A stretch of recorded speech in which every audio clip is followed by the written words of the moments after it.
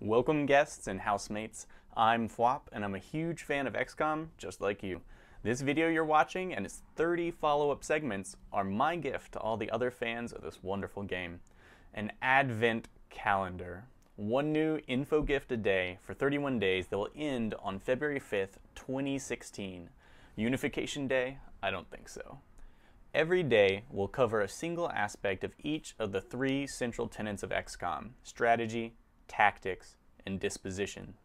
I'll sum up what we already know from released videos, articles, and interviews, and add some thoughts on what we might expect, given what we've learned. When it comes to spoilers, understand that everything here has already been revealed by Firaxis itself, and the rest is speculation. But decide for yourself before you watch. One more thing before we jump into the meat of day one. I'll go ahead and tell you that I've got something extra special planned for the last 7 videos, and you guys are going to love it. Until then, enjoy. The time has come to reclaim our world. Welcome back, Commander. Incoming transmission. Winning and losing. So what do we know about winning and losing this game? One thing has been revealed: instant loss from base defense. I don't think anyone's going to be surprised if you played Enemy Within and you lost that base defense, that once again you will completely lose the game instantaneously if you fail at the base defense mission. The base defense mission can be triggered by a dark event where you are hunted down by a UFO. I don't know what the chances are that it actually shoots you down, but if you are shot down, then there will be an assault on the Avenger, and you have to hold out until you can get it airborne again. Should you lose, you'll lose the game entirely. This was revealed by Garth DeAngelis, the lead producer of XCOM, in an interview that I read.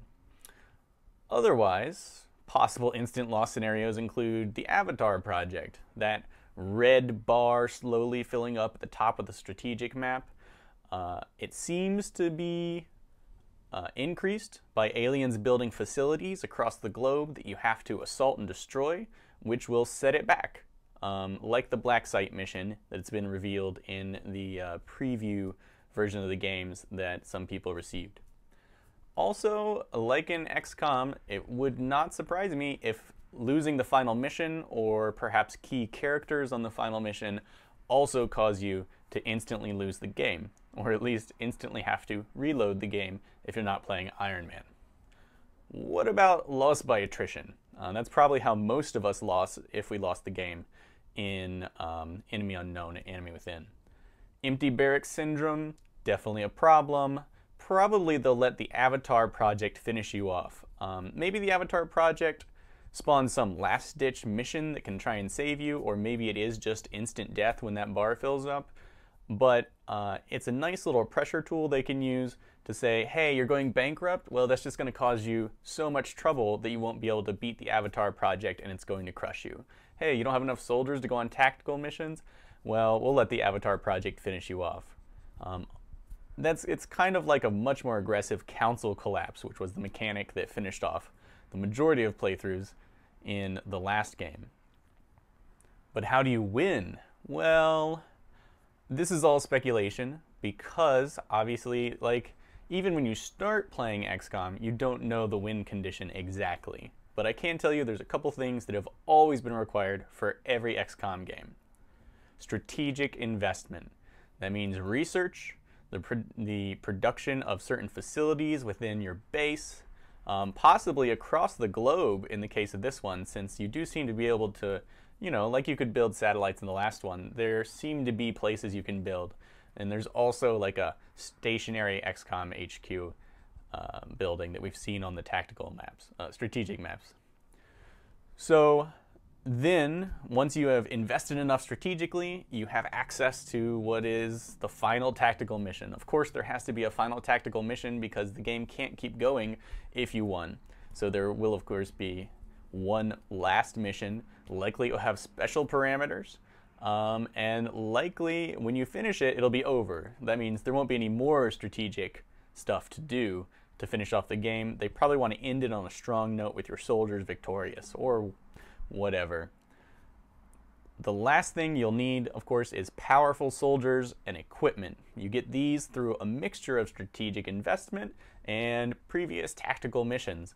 So make sure to develop a dream team of soldiers to go on that last mission.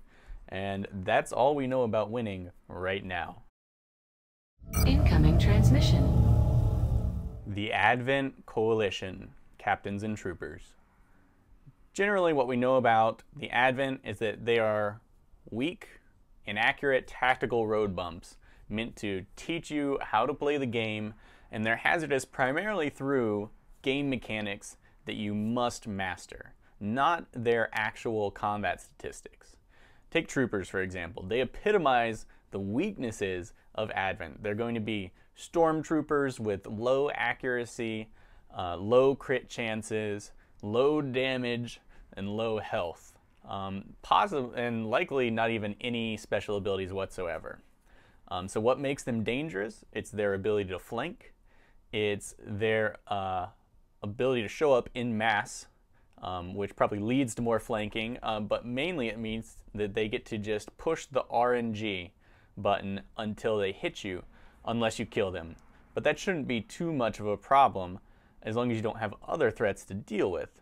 Or let's talk about the captains.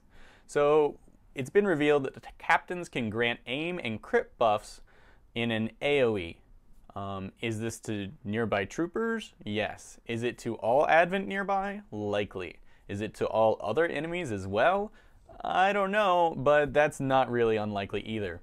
So the captains can give the troopers the one thing they really lack, which is good stats. Increasing their aim and crit chance means that when they push that RNG button, they're going to be hitting you more often and for more damage, making them significantly more of a threat. So what about these enemies? How do we deal with them? Well, these are preparatory enemies that are going to teach you how to play the game. You're going to learn the basic mechanics, don't get flanked, how to heal, because they're not going to outright kill you, and you're going to learn how to deal with enemy synergies. In this case, it's probably going to be snipe the captain first, so that the 3 troopers sitting around him don't all get aim and crit buffs, like tripling the bonus of the buffs. Or you can winnow out the troopers really quickly, because they're weaker probably, and then when the captain grabs an aim and crit buff, he has wasted his turn because the nearby troopers are all dead and only one of them is getting the bonus and you finish them off. But this is going to be a key lesson throughout all of your XCOM 2 playthrough, is identify enemy synergies and figure out how to counter them. And that is what you're learning from the basic Advent troops. Incoming transmission. Endurance and adaptation. The School of Hard Knocks, live and learn. That's XCOM, baby. However you say it, you're going to end up struggling, you're going to end up taking some loss, and you're going to need to learn from that loss when you play XCOM 2. The RNG has always been a huge part of XCOM, and XCOM games have always been notoriously unforgiving. Not as bad as many roguelikes, but still relatively brutal. Everyone has lost something, somewhere, sometime.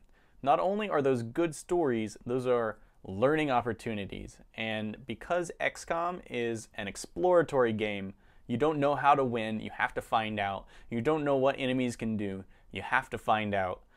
The best way to learn is to go ahead and take a loss.